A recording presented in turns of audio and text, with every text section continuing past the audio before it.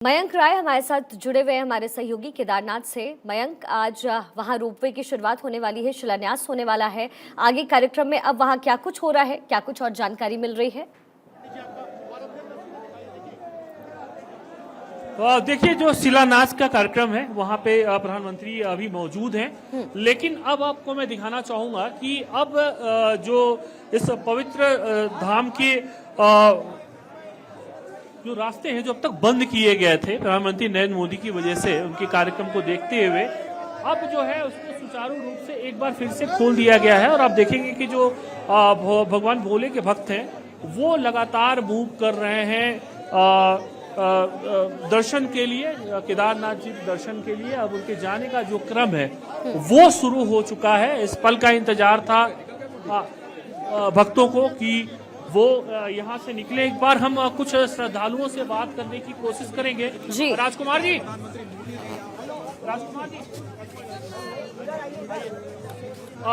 हमारे साथ पंडित उमेश चंद पोस्ती जी हैं, जो लंबे समय से यहाँ पे पुरोहित हैं और बहुत जुड़े हैं। जब प्रधानमंत्री नरेंद्र मोदी पूजा पाठ कर रहे थे, आप थे, क्या क्या पूजा पाठ हुई, क्या कुछ विशेष रहा? सर्वप्रथम जब यहाँ पे आए वो तो हमारा एक शिष्टमंडल के शिष्टमंडल, उन्होंने जो है वेद मंत्र के द्वारा मोदी का स्वागत किया। स्वागत करने के बाद उनका जो तीन पुरोहित है अपने पुरोहित के साथ जो है भगवान के दर्शन करने के लिए, पूजा करने के लिए गए और रुद्राभिषेक पाठ किया उनने। आज एकादशी का दिन है और आज के दिन प्रधानमंत्री यहाँ पहुंचे। जो सौगातें मिल रही हैं, केदारपुरी को जो संवारने की कोशिश हो रही है, उसको जो तीर्थ पुरोहित समाज है वो कैसे देखता है?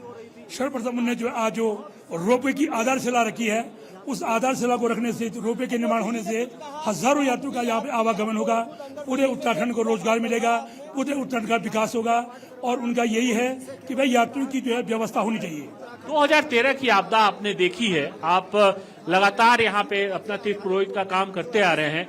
आसान था क्या इस स्थान को फिर से एक बार नए रूप में खड़ा कर पाना? लगता था आसान था, लेकिन प्रधानमंत्री नरेंद्र मोदी ने जिस तरह की जिजीविषा दिखाई, उसको लेके कैसे सोचते हैं, अब क्या कहते हैं? सर्वप्रथम ऐसा है, 2013 की जब आपदा आई थी तो मैं उस टाइम यही था, और जब यहाँ से हम निकले थे तो हमें ये विश्वास नहीं था कि केदारनाथ फिर उभर पाएगा।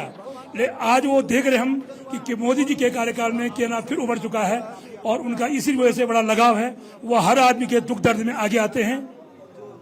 जो लगाव है निश्चित तौर पे यहाँ का तीर्थ पुरोहित समाज जिसने 2013 की आपदा देखी है, उसके बाद ये सही बात है कि आज धीरे धीरे 10 साल का वक्त होने जा रहा है। लेकिन 10 साल के वक्त के दौरान खास तौर पे हम 2014 के बाद की अगर बात करें, और प्रधानमंत्री मोदी जिस तरह से 6 बार लगातार यहाँ पे अब तक आ चुके हैं, 6ठी बार इनका दौरा था। निश्चित तौर पे जो लगाव है उनका भगवान केदार के प्रति वो दिखाई दे रहा है। जो पुरोहित समाज है वो मानता है कि जिस तरह का प्रयास प्रधानमंत्री के स्तर पे किया गया इस केदारपुरी को सजाने और संवारने में, इसके पुनर्निर्माण में, वो एक मील का पत्थर। और यही वजह कि आज पूरा जो साधु संत समाज है यहाँ का वो प्रसन्न नजर आ रहा है। और लोगों को विश्वास है कि जो आने वाले समय में जो श्रद्धालु होंगी उनकी संख्या बहुत गुना बढ़ेगी, कई गुना बढ़ जाएगी। जी बिल्कुल मयंक, और विश्वास से ही आस्था की शुरुआत हो जाती है। अवनीश विद्यार्थी बद्रीनाथ से हमारे साथ लगातार जुड़े हुए हैं।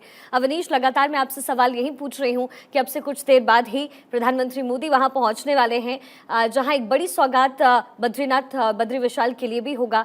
क्या कुछ सुगबुगाहट अभी नजर आ रही है? क्योंकि फिलहाल तो वो केदारनाथ धाम में ही है और अब से कुछ देर बाद वो पहुंचने वाले हैं वहां।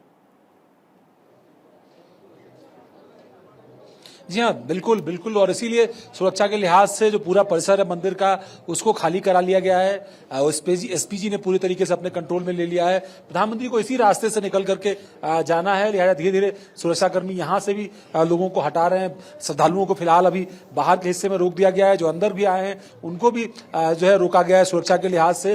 प्रधानमंत्री जब यहाँ पहुंचेंगे उससे पहले एसपीजी ने मंदिर परिसर को सुरक्षा के लिहाज से 3 लेयर चेकिंग की है। इसके अलावा बाहर सिविल पुलिस को, LIU को, तमाम सारी जो लोकल पुलिस है उसको यहाँ पर लगाया गया है। सुरक्षा के लिहाज से बेहद महत्वपूर्ण है ये पूरी घाटी। यहाँ पर जिस तरीके का विकास काम हो रहा है, या जिस तरीके की विकास परियोजनाओं को प्रधानमंत्री आज हरी झंडी देने जा रहे हैं, आज शिलान्यास करने जा रहे हैं, वो बेहद महत्वपूर्ण है। क्योंकि जिस तरीके का रोपवे प्रोजेक्ट जो सिख श्रद्धालुओं को हेमकुंड साहिब जैसे पवित्र स्थल पर पहुंचने में जहां पूरा दिन लगता था, महज कुछ घंटों के अंदर जो है वो रोपवे के माध्यम से गोविंद घाट से हेमकुंड साहिब जा सकेंगे। उसका शिलान्यास प्रधानमंत्री करने जा रहे हैं। माना गांव यहाँ से थोड़ी ही दूरी पर है, माना गांव में जहां पर उनको जनसभा को भी संबोधित करना है। 170 गांवों के लोगों को वहां बुलाया गया है। माना के जो निवासी हैं उनका जो भौगोलिक दृष्टिकोण से जो कि बहुत महत्वपूर्ण है, वो 6 महीने ऊपर के हिस्से में यानी अपने गांव में रहते हैं और 6 महीने उनको निचले हिस्से में जाना पड़ता है, बर्फबारी बहुत ज्यादा होती है। तो किस तरीके से विकास से उसको जोड़ा जाए, इसकी कोशिश जो है वो कहीं ना कहीं सरकार की, मोदी सरकार की है और उसी जो विकास उन्मुख तमाम सारे प्रोजेक्ट्स हैं ठीक है उनको आगे विनीश, बढ़ाने बहुत के लिए विशेष प्रधानमंत्री यहाँ जानकारी, बहुत आने खास वाले हैं। जानकारी आप दे रहे हैं।